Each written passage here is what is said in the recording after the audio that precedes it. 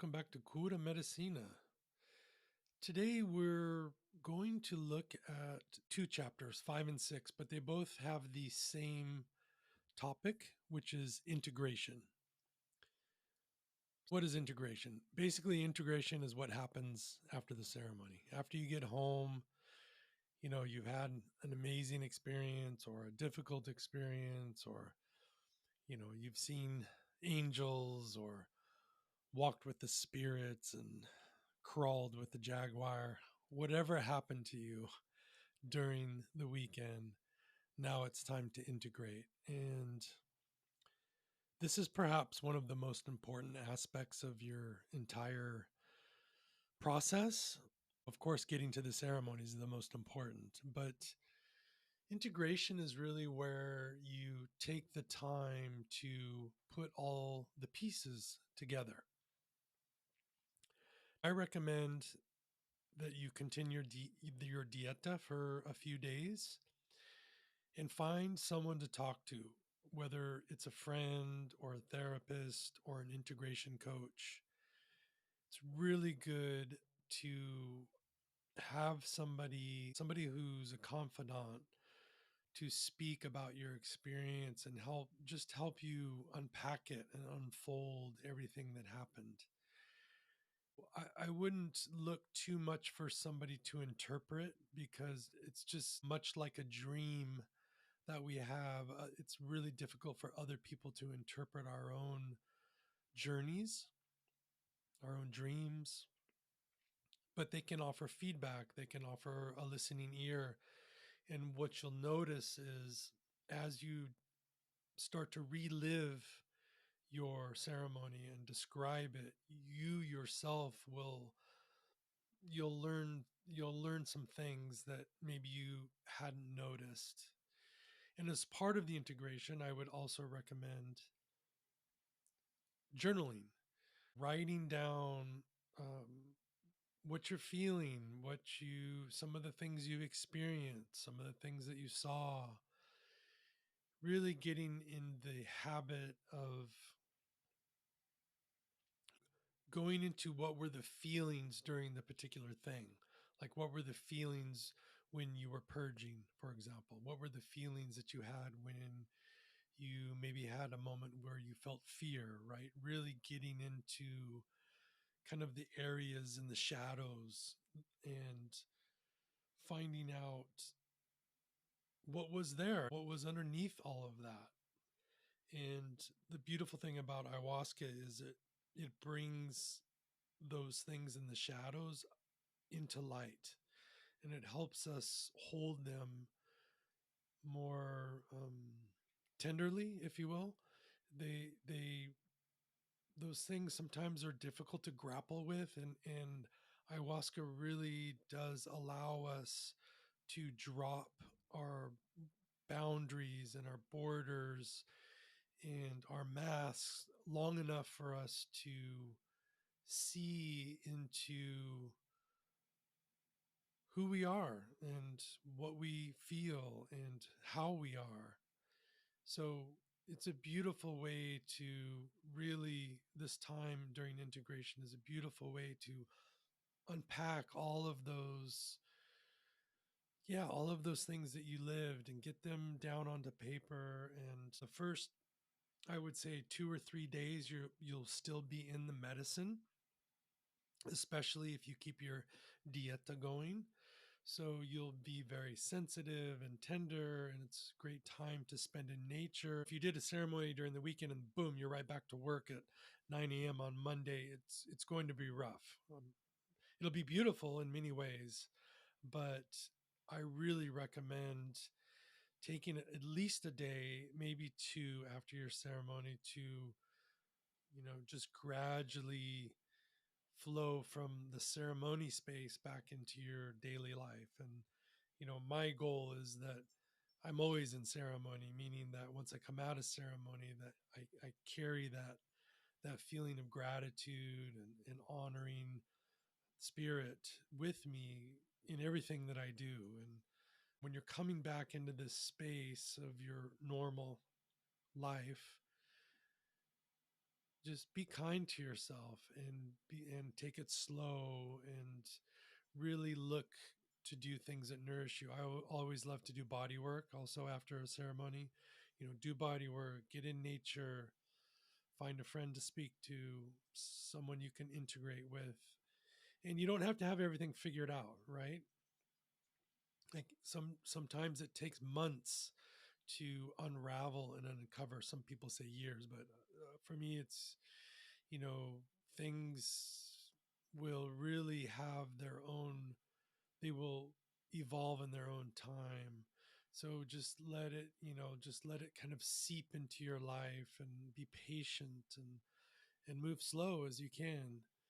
And that's just great advice for everything in life. I constantly reminding myself to slow down personally. So that's it for the preamble. Let's get into this. Will be chapter 5 and 6 of the book. Enjoy. Hausch, hausch.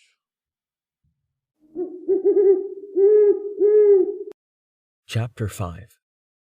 Toward Integration.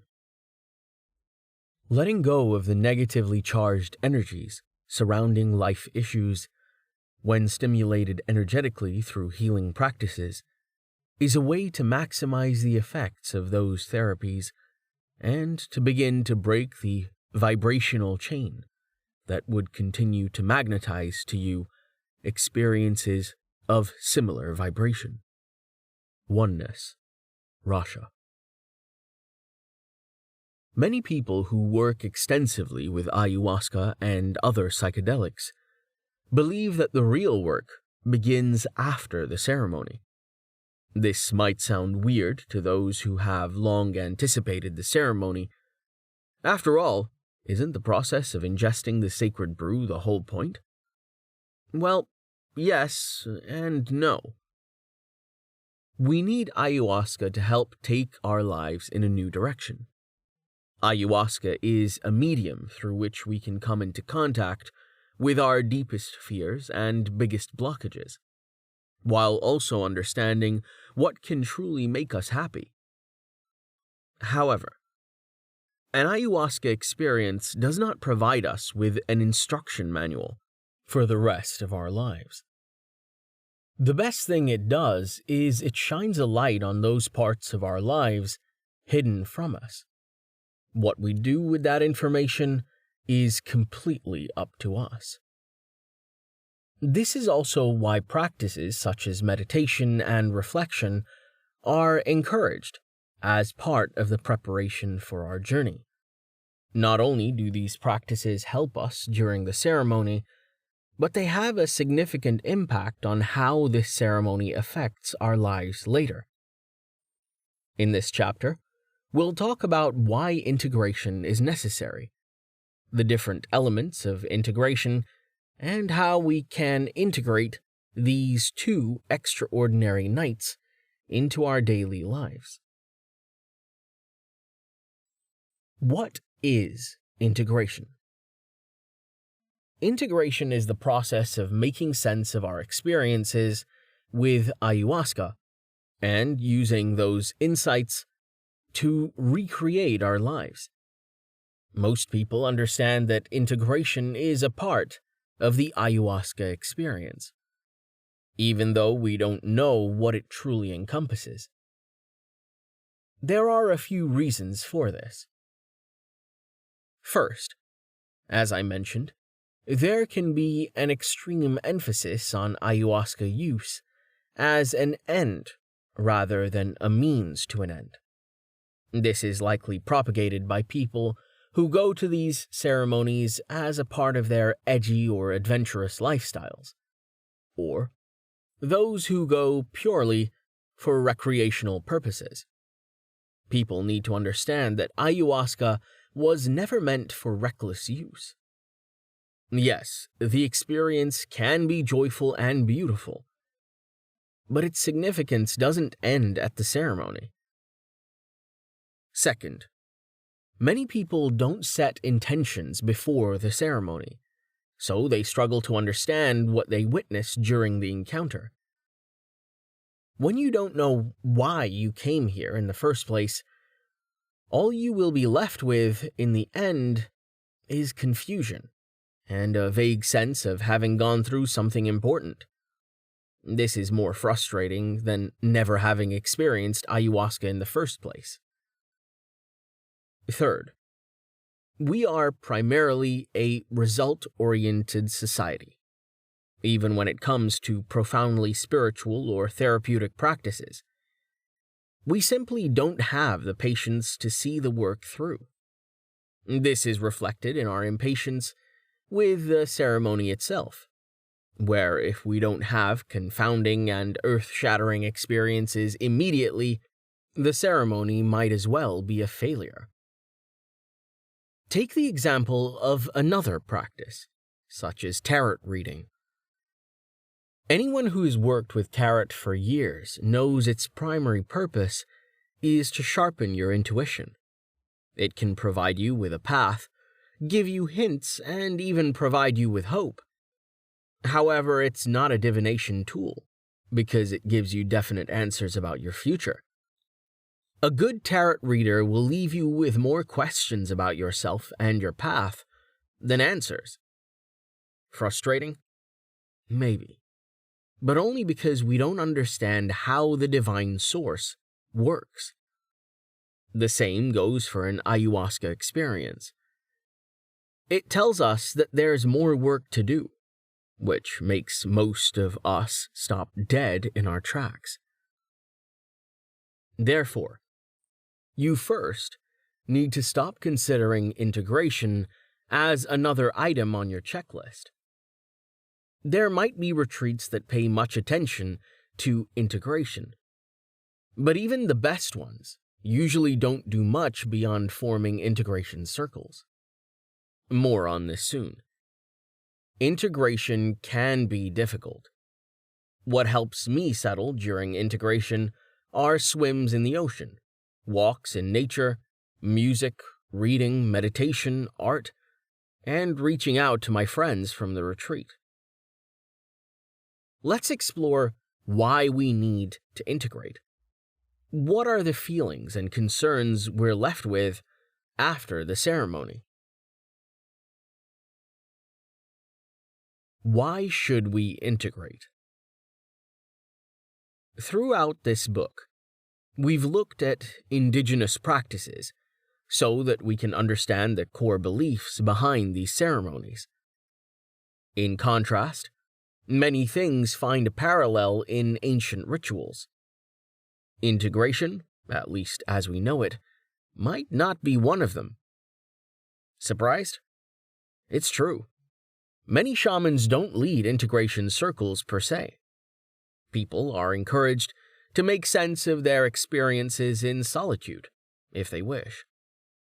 Those who want to discuss their experiences usually form small groups and talk about what they have experienced. If they believe they should take some specific actions as individuals or as a community, they do so without making a fuss about it. In other words, the day after an ayahuasca ceremony might look eerily normal to outsiders.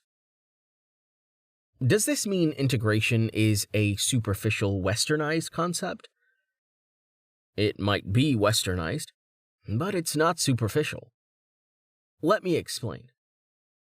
In most indigenous societies, ayahuasca is woven into the fabric of their daily life. It's a part of their most important customs, healing and divination, and other rituals. These communities live in communion with nature. They understand and revere the plant as a spiritual being, and find themselves fortunate for having known its secrets.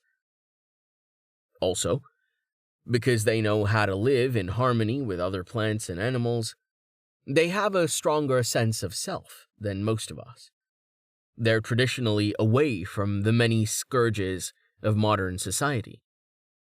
While they have deep knowledge and wisdom amongst them, the wisdom that is shared and celebrated, they also live their lives according to these principles. What I mean is that they already apply a lot of this knowledge to their daily lives. These communities don't resist spiritual or mystical visions. They welcome them. When a message comes across to them in these ceremonies, they don't spend hours questioning it. They know they need to act on it. They even know how to act on it. In indigenous communities, ayahuasca is already integrated into their lives. There is no disconnect, no confusion, and certainly no unlearning required. This is different for most of us. Because we've spent our lives dissociated from ourselves, disconnected from nature, and discontented with everything possible, we treat this experience more as a shock than a blessing. We realize that we have months, possibly years, of work to do before we can fully understand our true selves. Another reason that makes integration important for most of us is that we're not used to accepting things without spending hours and days analyzing them. Don't get me wrong, many benefits come primarily from left-brained thinking. However, we sometimes lose our intuition in the process. We want to be convinced about everything using logic and reason. Thus, in many ways, integration offers us an opportunity to think about what we felt. We want to understand our experience in an almost clinical manner. Thankfully, this process does lead to a greater appreciation and cultivation of our inner instincts. Possible scenarios after the ceremony. The first thing to understand is that you will feel raw for a few days after the ceremony. Take it slow, and don't make any snap decisions. Give yourself some extra room to ease back into your routine. The afterglow of the ceremony is attractive and powerful. If you feel connected to someone from the retreat, be mindful of that connection and give that new relationship some space to breathe. Everyone has a unique experience with the ceremony. However, there are a few different kinds of issues and roadblocks many of us face after it. Let's explore some in detail. Scenario 1. The ceremony has brought up a lot of difficult emotions and traumas. I have no idea how to deal with them. You might feel scattered if you've experienced an ego death during the ceremony. Okay, that might be an understatement. Chances are you might be feeling lost and overwhelmed. Remember what we said about our ego acting as our defense mechanism? We feel we're left alone now that it's been stripped away. Also, remember that these feelings don't only revolve around what has happened to you, but also your role in your own and other people's lives. Accountability is a bitter pill to swallow. When you remember everything about your past, you also get reacquainted with shame, guilt, anger, fear, and inadequacy surrounding these experiences. In some extreme cases, we might also have encounters that affect our mental health. Sometimes, this might be because the ceremony wasn't conducted with empathy and understanding. Other times, the experiences we have might be too powerful or disturbing for us to be able to cope with them. While these instances are rare, it's important to check in with yourself to understand if you need professional help. These emotions don't go away after the ceremony, and might even be intensified when we're taken out of the context of a healing space. If you feel raw and uncertain, reach out to the ceremony facilitator or book a session with someone who can help you understand your feelings. Scenario 2. The world as I've always known it has changed dramatically. How do I navigate through this? How do I create a space for myself again?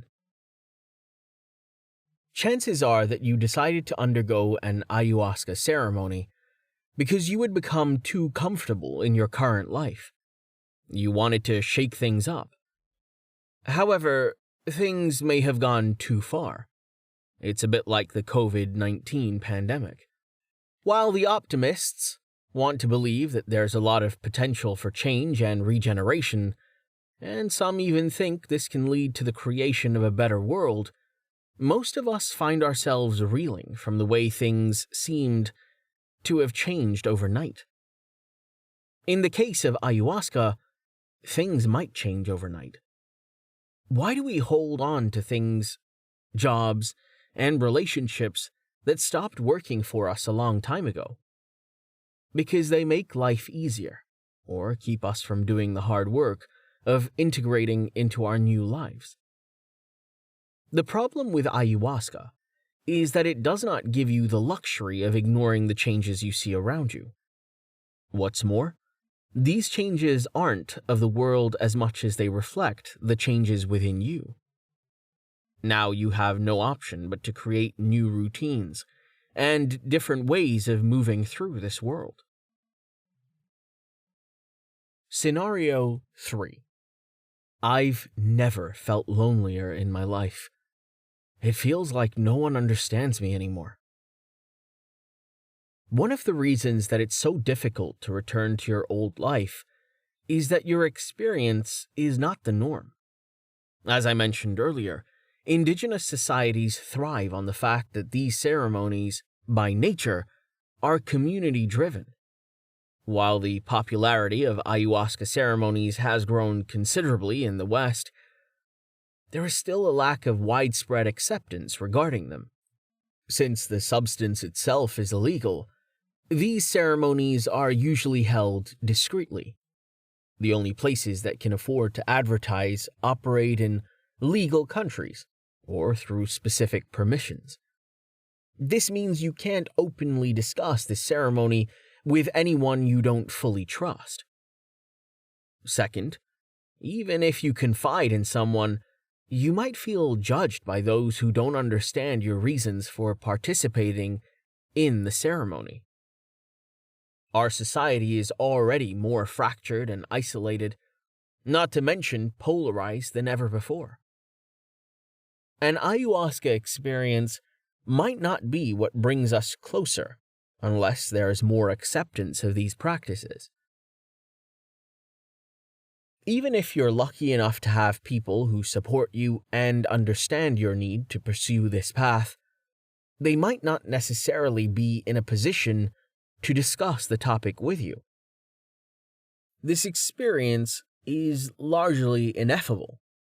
You can't put it into words and be satisfied with what comes out. Even if you do, it will be like speaking in a foreign language with your friend or partner. This is also why many people wish to do these ceremonies with a close friend or partner. So, you desperately crave support and community, but feel misunderstood and alone. What do? I recommend talking with someone from your ceremony about any challenges that you might be experiencing. Many medicine communities offer online support groups. Joining these groups offers a way to share privately with like-minded individuals. Scenario 4. I don't understand my experience at all. I suppose it is profound, but what is the point if I cannot make sense of it? This might happen. Sometimes all we get out of an experience are images and visions that might carry some significance, but we don't get it yet. Maybe we need more sessions to understand these visions. Maybe we need to do additional work related to healing, like meditation, breath work, or journaling.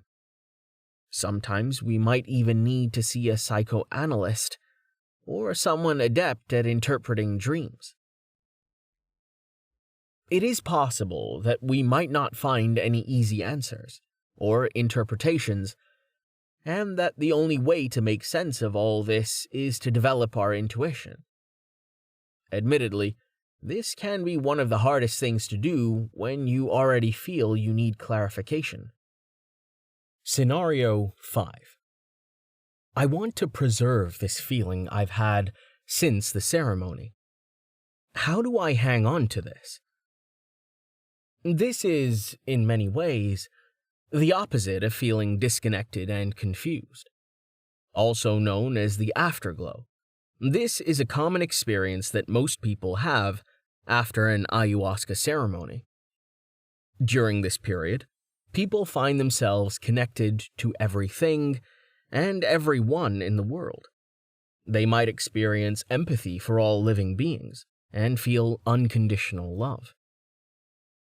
This state might resemble the blissful state that comes from achieving mindfulness or a higher level of meditation. During this phase, people might find that their worries and concerns have evaporated, and they feel less burdened by the past. They also feel less anxious about the future and start believing in a plan more significant than themselves. This is especially true in the case of visions. Some visions are so transformative that everything makes sense to the participant.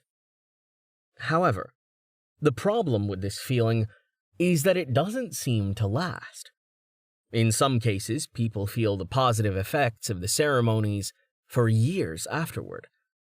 For example, some people believe they have never felt as free of depression or stress as they did after the ceremony. For some people, these feelings return after some time, but a lucky few see long-lasting changes. While more research is needed in this field, there is merit in exploring whether these effects can be prolonged. While we cannot do much in terms of clinical research, we might still want to find ways to hang on to this beautiful feeling. Otherwise, the entire experience seems futile. Even though another ceremony can give us similar feelings, it wouldn't make much difference if those feelings were also transient. Scenario 6. The experience taught me a lot. It showed me where my issues stemmed from and areas I could improve upon. Where do I go from here? Many of us come from an ayahuasca experience feeling particularly encouraged. The encounter shows us the relationships that don't serve us anymore. It also makes us realize that we're clinging to old patterns and habits out of fear or inertia. Moreover, it makes us believe that a new reality is possible. However, it doesn't give us what we would call solutions. It's not like our problems are suddenly solved, or our relationships are now working for us. Yes, we have a new perspective on life, but we still need to apply these learnings practically. When we return to our real lives, we still need to take accountability for our actions. How do we put everything we've learned so far together to create the life we now know is possible? We'll explore some possible answers in the next chapter. Chapter 6. Integration Process and Methods. While there is no set path that everyone needs to follow as part of their integration, there are a few broad categories that most of these steps belong to. Taking accountability for the areas of your life that need to be taken care of. Understanding your true self. Fulfilling your soul purpose. I'm not saying that all categories apply to each of us. Neither are these the only steps that can apply to you. However, these are common to most people. Accountability. This is the hardest of all things you need to do. First, you must ensure that you stick to the dieta for as long as possible. In general, see which parts of your pre-ceremony routine you can stick to. You won't like all of it. You won't even resonate with some of it. That's okay. However, there are parts of this routine you might now enjoy. For example, if you used to love your morning walks in nature, try to find time for them after the ceremony. Similarly, if you find that eating less processed food agrees with you and you don't crave it anymore, try to stick with your new lifestyle. This is especially important because we sometimes decide that we can let these behaviors or habits go for some time, only to find out that it's difficult to build them again. The second aspect of accountability is much more challenging. Here, you need to address the issues and concerns that have been nagging you for a while, but haven't been addressed. It is possible that you didn't know something was a roadblock in your life until the ceremony. But now that you know, it's up to you to make sure you do something about it. It could be that a specific relationship needs healing. Or maybe you have always been dissatisfied at work, but now cannot bear the thought of walking into your office. Maybe you've been putting off something for years, thinking there will always be time to come to it later. This experience has taught you otherwise. One thing to remember is that the ceremony itself cannot do the work for you. This is the perfect time to commit if you need to change your lifestyle. Write a vision statement incorporating the new behaviors or habits you want to see in your life. One exercise I like is imagining what a fantastic day in my life would look like. Next, I write in as much detail as possible about how that optimal day would unfold from when I wake up until I go to bed.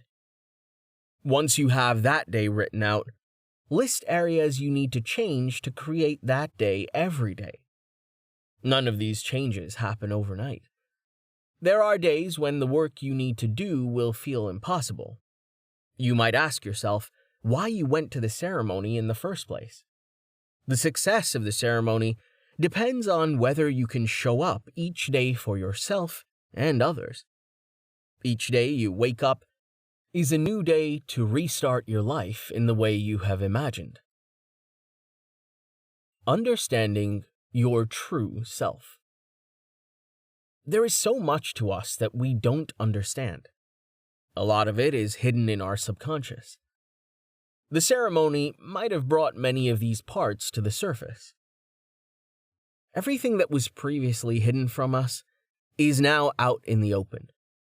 This is the part where we heal ourselves and come to accept our true nature. This doesn't start with acceptance. First, you reject everything you don't like, and trust me, there's a lot you won't like. Then you reluctantly begin to face these parts of yourself and try to understand the reasons behind each trait.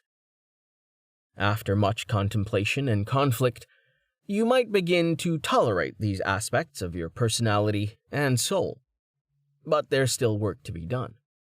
You will try to heal what you can and let go of what you can't. Even though you might feel defensive during most of the process, you need to give yourself as much love and acceptance as possible. If you're generally kind, turn some of that kindness inward. If not, take this as an opportunity to be more empathetic toward yourself and others. Ask yourself why you are so harsh to everyone around you. Learn to forgive yourself. Finally, you will be able to love all parts of yourself equally. Most of this work is known as shadow work. Ayahuasca is great at shining a bright light into our shadows. As an example, you might have a lot of anger issues. The ceremony might have shown you this vividly, and where some of these issues stem from. Maybe you could understand that you have been carrying the burden of intergenerational trauma.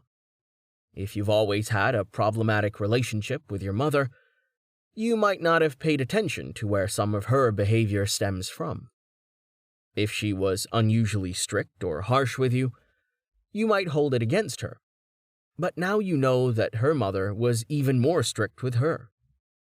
More importantly, you might understand that her behavior didn't come from any sense of cruelty. People who belong to this lineage might have wanted to protect their children. It's difficult to understand where our parents' traumas came from. Sometimes we might be the ones tasked with breaking this intergenerational curse. If the men in your family usually felt stifled or couldn't express their dreams, you can change the narrative. If the men faced a lot of traumas but weren't allowed to be open about their struggles, you could be the first to change the trend. The work I have done with ayahuasca has healed trauma in my lineage. I am eternally grateful for the opportunity to do this work. And it is an honor to share this possibility with you. This intricate work of reckoning with yourself will result in immense rewards. When you know who you are, everything else becomes easier. Fulfilling your soul's purpose. It's rare for people to go through a spiritual experience without deciding to change at least some part of their lives. Some of us might not be drastically changing things, but we still have a new way of doing things. However, some of us find our true calling after a spiritual awakening. It might be a creative endeavor that we have been too scared to try earlier. Or it might be something we had no idea we would enjoy. Usually, signs throughout our lives tell us what makes us truly happy.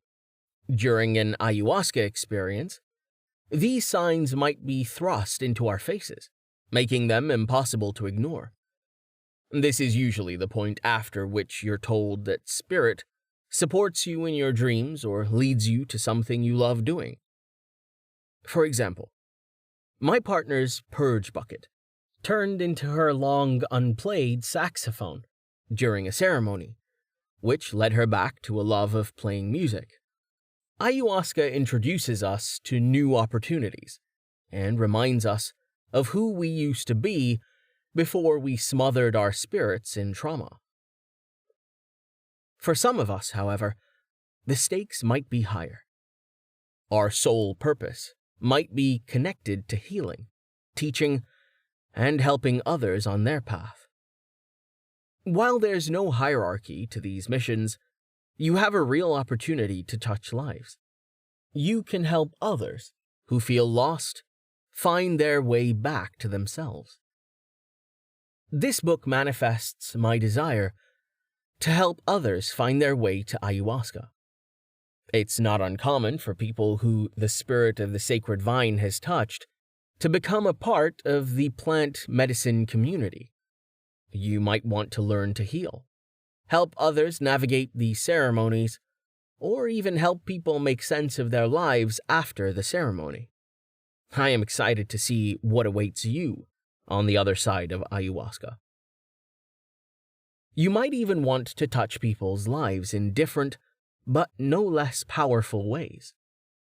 For instance, you could become an artist who gives hope to people through your work.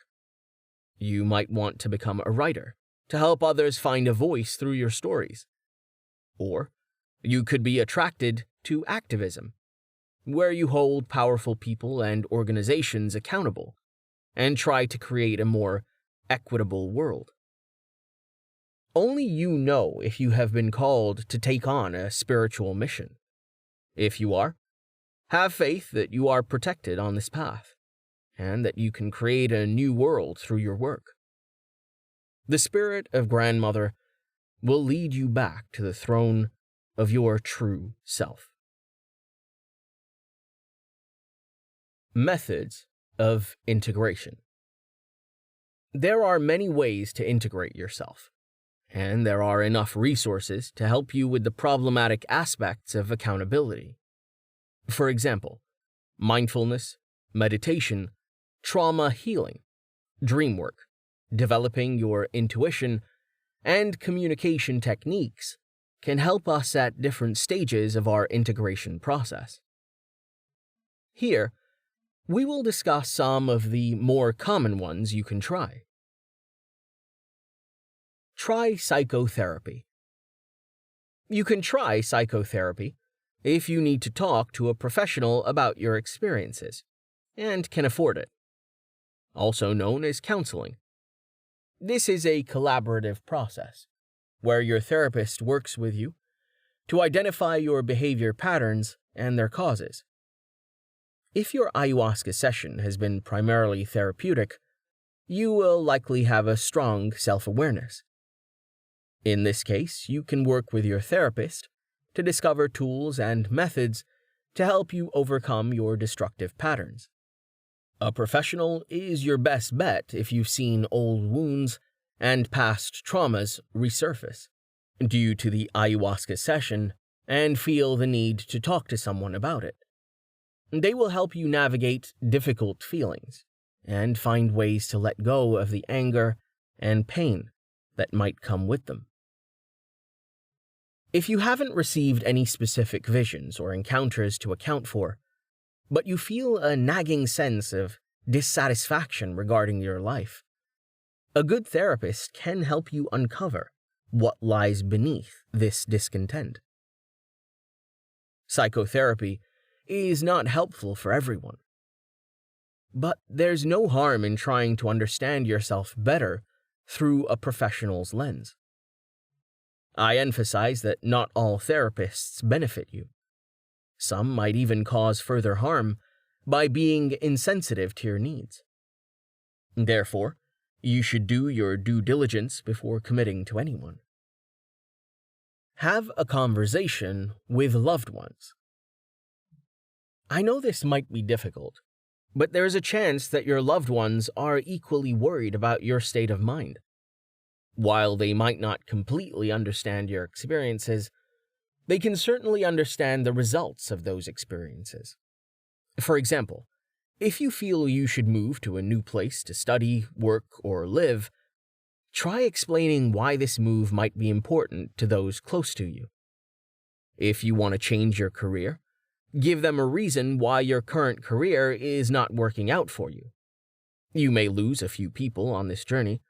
As painful as it seems, certain relationships are only meant to be a part of our lives for a short time.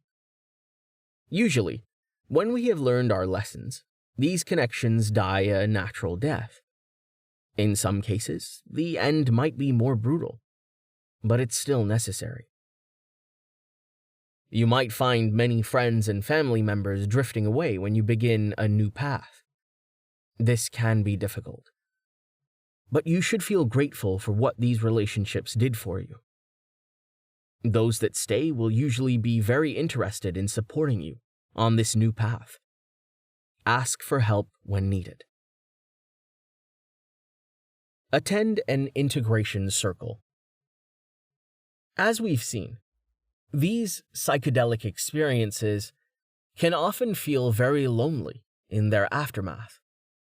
Even the most well-intentioned people in our lives might not be able to offer us the perspective and support we need, primarily because we exist in two different worlds, in a sense, in the aftermath. In these situations, an integration circle can come to our rescue. While most retreats offer these integration circles as part of their package, they might need more. Also, we might need to be a part of these circles more than once to get the support we truly need. Therefore, it's best to find integration circles that are local to where you live. If you cannot find them, you should try starting one independently. What is an integration circle? It's a group of people who have had psychedelic experiences and want to share them in a non-judgmental space. As it turns out, the only ones who won't judge us are those who have gone through similar experiences. Here, you can explain your visions in detail, try to communicate their meanings, and describe how you feel after having gone through them. Since this is a safe space, you can also recount any troubling situations that have arisen due to this ceremony. You can talk about your traumas, as much as you are comfortable, difficulties navigating reality, and any other doubts you might have. You might even inspire someone else to share their story. There are different kinds of integration circles. You can choose the type that you're most comfortable with. For example, you might choose a circle where a facilitator or guide leads the group. These are very useful if you're a beginner, because there is usually more structure to these sessions. Also, you might be able to direct specific questions to the therapist. However, some people prefer to be a part of peer-led groups because it seems more intimate and less hierarchical. Since everyone has the experience to share and no one is leading the group, more people might open up without hesitation. At the same time, the discussions here can be relatively free-flowing, and it might take some time for you to make sense of things. In the same way, some people love the idea of online sessions, especially because it offers accessibility that is not found elsewhere. People who cannot visit physical locations or are not too keen on meeting people physically, at least in the beginning, can find online classes amazing. As with everything else, though, in-person sessions tend to be much more intimate. Since the entire ayahuasca journey is one of energy, it helps when we can sense other people's energy in the same space. It's similar to the experience of the ceremony itself. During these circles, you can meet people, hold hands, sing and dance in the same space, and even hug someone if you feel comfortable. Physical interactions are usually more meaningful, so you should seek them out if possible. These integration circles have immense benefits. Even if you're uncomfortable talking about your specific experience, you can always just listen and feel like you belong somewhere. Many people form deep bonds and lifelong friendships through these circles. And these bonds come from a place of understanding and empathy, rather than more superficial concerns. Group therapy is also helpful for those of us who struggle with accountability. We'll be prompted to do the needed work when we see others going through similar experiences, and trying to make the best of them. However, it must be emphasized that any group-based session cannot replace the work that needs to be done individually. You should see integration circles as one of many aspects of your work. These work best in support of individual therapy or healing work. See the resources section in the print and ebook versions of this book for more information on working one-on-one with someone qualified to help you through integration. Find your community. An integration circle is a great way to find your community. Even beyond this, you can actively look up resources that help people who have gone through different psychedelic experiences. Even though the psychedelic community in the West is getting larger, it's still not enough for everyone to get the support they need from a single group. You can always start at the retreat. Try to keep in touch with people you like and feel comfortable talking to. Try to start your community if possible. Another way to do this is by finding people who are doing spiritual or therapeutic work. This can often be a lonely and confusing experience. So you need to actively try to find others who might be seeking companions on this journey. Now that we've learned about integration, let's consider other factors before deciding if you want to participate in another ayahuasca ceremony.